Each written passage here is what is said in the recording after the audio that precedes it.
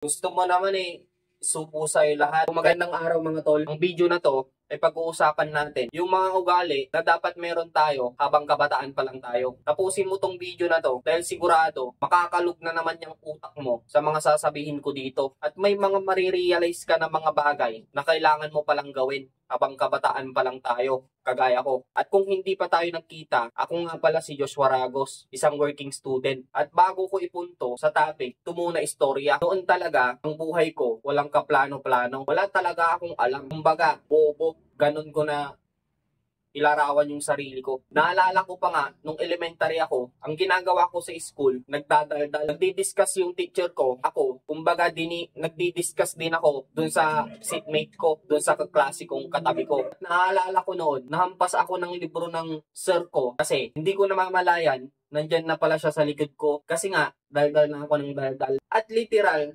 na talagang hinampas ako ng libro. Pero yung mga teacher na ganun, o ganun magdisiplina, saludo ako sa mga ganung teacher. Ngayon, hindi na pwede yun Ngayon, pag hinampas mo yung estudyante at teacher ka, sigurado kaso agad yun. Pero para sa akin talaga, mas gusto ko yung dati, the way na disiplinahan ka ng teacher mo. Ngayon kasi, kaya mas lumalaki yung ulo ng kabataan, yung ibang kabataan, hindi naman lahat. At minsan, yung ibang kabataan, nagiging bastos. Kumbaga, pinapantay nila yung sarili nila dun sa teacher nila. Hindi ko naman sinasabing lahat ng kabataan ganun. Pero may mga kabataan talaga na ganun ang ugali, na ang babastos. Kumbaga, nawalan na sila ng respeto sa mga guro nila o teachers kumbaga. Kasi nga, yung mga teachers ngayon, hindi pwedeng disiplinahin yung mga estudyante niya. Kaya para sa akin, mas gusto ko yung old teaching ng mga guro. Kasi sa paraan na yun, kumbaga mapapasunod mo yung bata Yung mga ibang bata ngayon, pag sinabing ayaw, ayaw na.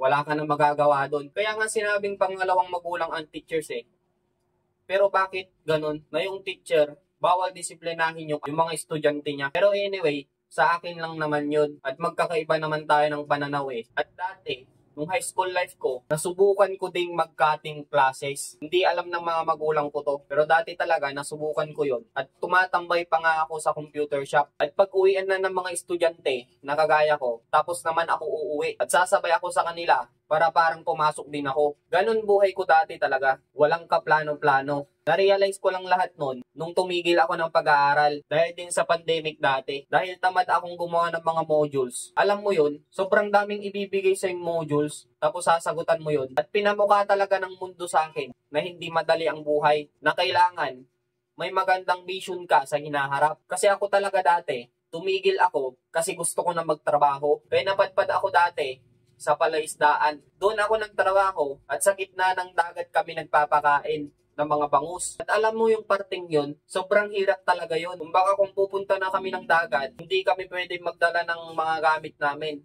mga importanteng gamit namin. Bakit? Kapag nahulog doon, tulad ng cellphone, kapag nahulog doon, hindi mo na mahahanap. At yung gamit na yon, kulang pa yung isang araw na sweldo mo doon. Tapos dati, nung pumasok ako doon, hindi ako magaling lumangoy. Kasi nga, kinuha ko yung trabahong yun dahil no choice at gustong gusto ko na magtrabaho. At sa mga panahon na yun, mahirap pumanap ng mga trabaho. At sa trabahong yun, kasama ko mga barkada ko. Ang expectation ko kasi, dun sa trabaho namin dun, safety ka kung magpapakain ka ng mga bangus. Pero nung andun na kami sa location, hindi ko na maisip yung safety. Kasi nga, para sa akin sa mga magagaling sigurong lumangoy, oo, safety. Pero para sa akin, delikado talaga. Mas lalo pag katulad ko dati na hindi alam lumangoy. Hindi magaling lumangoy. Kasi kaya delikado doon. Nasa gitna ka ng dagat, tapos yung tinatapakan mo pag nagpapakain ka, ganito kalaking hose lang, PVC hose. At kapag basa yun, nakakadulas talaga doon. Kaya medyo nahihirapan ako doon kasi nga, hindi ako magaling lumangoy. Kaya na-realize ko, na bibigyan ka pala ni Lord ng pagsubok na hindi mo kaya, na malabo mong kayanin. Para lang ipamukha sa'yo yung mga bagay na akala mo madali lang. Kasi ako talaga, madami akong alam na trabaho. Kaya akong magtrabaho sa bukid, sa construction, at di ko ugali na magreklamo. Kaya alam mo yung malupit doon, ang binigay na trabaho sa akin ni Lord, yung alam niya na malabo kong kayanin, yung mahihirapan ako, at pinamukha niya sa akin na mali ako, na hindi ganun kadali ang buhay. Kasi ako dati, sinasabi ko palagi sa sarili ko na kaya kong mabuhay kahit anong trabaho ang pasukin ko. Kasi kung pinabayaan ako ni Lord noon, sigurado, ang binigay niyang trabaho sa akin, yung trabaho na alam ko na, yung hindi na ako mahihirapan, tulad na lang ng trabaho sa bukid o sa construction. Kaya sobrang swerte ko pa din kasi hindi niya ako pinabayaan. At ito nga, yung mga bagay na para sa akin, dapat alam natin habang kabataan pa lang tayo. Unang-una dyan, dapat wag magmadali. Sigurado ako, yung ibang kabataan gusto nang tumigil sa pag-aaral dahil inip na inip ng kumita ng pera. At siguro yung iba gusto makatulong sa magulang. At yun ang dahilan nila bakit gusto na nilang tumigil sa pag-aaral. At walang masama na tumigil ka dahil gusto mong makatulong sa magulang mo. Ganyan din ang iniisip ko dati. Pero, as long as na kaya kang pag-aralin ng magulang mo, mag-aral ka. Hayaan natin na si Lord ang mag-guide sa atin. Ako, kung pinabayaan lang talaga ako ni Lord sa desisyon ko na wag nang mag-aral, siguradong sigurado ako na ang ibinigay niyang trabaho sa akin dati, yung alam ko na. Kaya mula noon, nung na-realize ko yon, nagkaroon ako ng mataas na pangarap. Kaya wag tayong magmadali. In God's perfect timing, ika nga. Okay, next. Isang bagay na dapat alam natin habang kabataan pa lang tayo, dapat mahilig tayong umalam ng mga bagay na hindi pa natin alam. Kumbaga, huwag tayong makontento sa mga bagay na alam na natin sa ngayon. At dapat, araw-araw, may nadadagdag na kaalaman sa mga utak natin. Walang kaso kung maliit man o malaki yan. Basta, alam mo sa sarili mo na ngayong araw na to, may nalaman kang bago. Kaya sulitin natin kasi bata pa tayo. Umalam tayo ng mga bagay na hindi pa natin alam. Okay, next. Isang bagay na dapat alam natin habang kabataan pa lang tayo, ay maging responsable. Responsableng kabataan, kumbaga. Ang ibig kong sabihin, huwag kang umasa palagi sa mga magulang mo. Matutunan mong tumayo sa sarili mong paa. Matutunan mong kumita ng pera para i-provide yung mga pangangailangan mo. Paghandaan mo yung future, hindi yung aasa ka palagi sa magulang mo. Hindi yung may opportunity dumating, tinanggihan mo, at pagkatapos mong tanggihan, yung mga kailangan mong bilhin, ihihingi ka sa mga magulang mo. Ang kapal naman ng mukha mo nun. Gusto mo naman subo sa'yo lahat. Kaya maging responsable ka, tol. Huwag kang maging tamad. Okay, next. Isang bagay na dapat alam natin habang kabataan pa lang tayo, dapat magkaroon tayo ng plano sa buhay. Kasi kung wala tayong malinaw na plano o direksyon sa buhay, parang tali lang yan. Kung yung mahabang tali ay nagkabuhol-buhol, mahirap ayusin at matagal ayusin. Pero yung tali na nakaayos at may iisang direksyon, madali mong talian yung gusto mong talian. Ganon din sa buhay. Kung wala kang malinaw na plano, wala kang isang direksyon na tinutumbok, mahirap kang makarating kasi nga naguguluhan ka. Kaya sana, tol, sabay-sabay nating pagplanuhan yung mga bagay na gusto nating marating. Okay, next. Isang bagay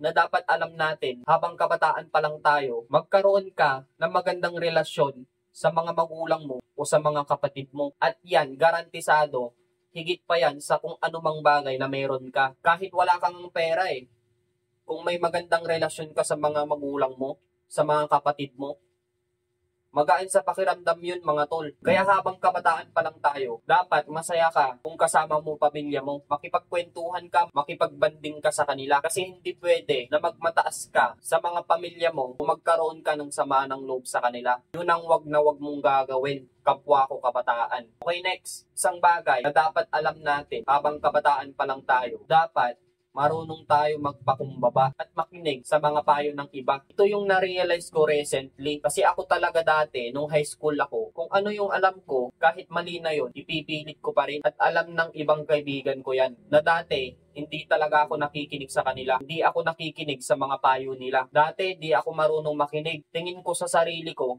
mas magaling ako palagi kumpara sa ibang kabataan na kagaya ko o kaedad ko. Pero sinampal ako ng katotohanan nung may senaryo na yung pinag-usapan namin ng kaibigan ko nangyari at yung hindi ko pinaniniwalaan na sinasabi niya ay nangyari at totoo yung sinasabi niya at mali yung sinasabi ko. At yun, napakalaking sampal nun para sa akin. Kaya sa pangyayaring yun, nabuksan yung isipan ko na magpakumbaba at makinig sa ibang payo. Kaya ikaw, kapwa ko kabataan, kung napakataas ng tingin mo sa sarili mo, alam mo ikaw napakagaling, ikaw pinakamagaling, at sarado yung isipan mo na makinig sa ibang payo, o sa payo ng iba o mga matatanda, ako na nagsasabi, maraming mas magaling pa sa atin, mas malupit pa sa atin, mas matindi pa sa atin. Imbis na magmataas ka, ang gawin mo, magpakumbaba ka at makinig sa mga payo nila. At dapat, bukas yung isipan mo na i-absorb lahat ng payo nila. Kung yung payo man nila, hindi lahat tama, sigurado ako, may mga konting tama doon. Na kung bukas yung isipan mo, ma-absorb mo yon at magagamit mo sa tatahakin mong landas o sa personal mong buhay. Kaya ikaw, magpakumbaba ka na at iwas-iwasan mong maging mayabang. Okay, next. Isang bagay na dapat alam natin habang kabataan pa lang tayo, lagi mong isipin na everything's happen for a reason. Kung may pagsubok man sa buhay mo ngayon, isipin mo, kaya nangyayari yan sa'yo. Kaya nararanasan mo yan kasi may dahilan. Ito kwento ko, no? Ako personal dati, mabilis ako mag-drive ng motor. Alam mo kung anong nangyari sa akin? May nakabanggaan ako na matanda. At yung nakabanggaan ko, kailangang sementohin yung tuhod niya kasi nag-crack. Malaking gastos yun. At sagot ko yun kasi that time wala pa akong lisensya. Pero ang malaking pagsubok doon sa experience ko, yung araw na nadisgrasya ako, yun din yung araw na inooperahan si ate ko at malaki ang binayad nila sa ospital. Kaya problema ko kung paano ko babayaran yung nadisgrasya ko. At that time, frustrated na ako. Pero napakabuti pa rin ni Lord kasi nagawan ng paraan. Kung hindi ako nadisgrasya ng ganun, na nagbigay ng malaking problema sa akin, na na-frustrate ako, malamang sa malamang, mabilis pa rin ako magmotor at hindi nag-iingat. Kasi actually, marami na akong disgrasya sa motor bago yung disgrasya ko na yun. Pero di ako natatauhan kasi di naman malaking problema yung dumarating. Kaya ikaw, kung dumadaan ka ngayon sa malaking problema at di mo makita sa ngayon yung dahilan, bakit nangyayari sa'yo yan? Sure ako, may dahilan yan. Maybe sa future, dun mo makikita bakit nangyari sa'yo yun. At masasabi mo na lang sa sarili mo, kaya pala nangyari sa akin yun kasi ganito ganyan. Ginagawa ko to kasi sa palagay ko, kapag alam natin tong mga bagay na to, malaking tulong to sa mga tatahakin nating landas. Kumbaga ito yung magiging armas natin para mapagtagumpayan yung isang laban ng buhay. Dahil isa sa mga pinaniniwalaan ko, tayong mga kabataan, kailangan natin maging responsable. Kasi tayo yung nakalaan para baguhin yung mga maling gawain sa mundong ginagalawan natin. Dahil tayo, ang mas may maraming oras pa. Kaya umpisahan natin sa mga sarili natin. Baguhin natin mga sarili natin. Ang kalaban natin dito ay yung mismong ikaw. Yung mismong sarili mo, yung kalaban mo. Kasi ikaw mismo ang nagdidesisyon kung ano yung gagawin mo, kung ano yung prinsipyong kailangan mong tumbukin o gusto mong tumbukin. Kaya sa bawat araw, dapat nalalagpasan mo yung kahapong ikaw. Nga pala kung sang-ayon ka sa mga nilalapag natin na mga prinsipyo at mindset, may ginawa akong FB group. Ang pangalan, Madiskarteng Kabataan Group. Ang layunin ng grupo na yon na binubuo natin ay pagkakaisa nating mga kabataan. Kasi kung mas marami tayong kabataang mapuputi at may malaking pangarap, mas lalakas ang pwersa natin. At doon sa group na yon, pwede mong i-share doon yung mga bagay na ginagawa mo para maabot mo yung pangarap mo. Kung ano man yung pinagkakaabalahan mo, nag-aaral ka man, nagtitinda ka man, nagnenegosyo ka, kahit kabataan ka, pwede kang sumali doon. At baka yung mga experience mo ay makatulong sa iba para magbigay ng value sa iba para sama-sama tayong umangat, kapwa ko kabataan. Pwede ka din magtanong doon kung may problema ka na pinagdadaanan. Relationship man yan o kahit anong problema, pwede mong itanong doon. Kaya kung ikaw,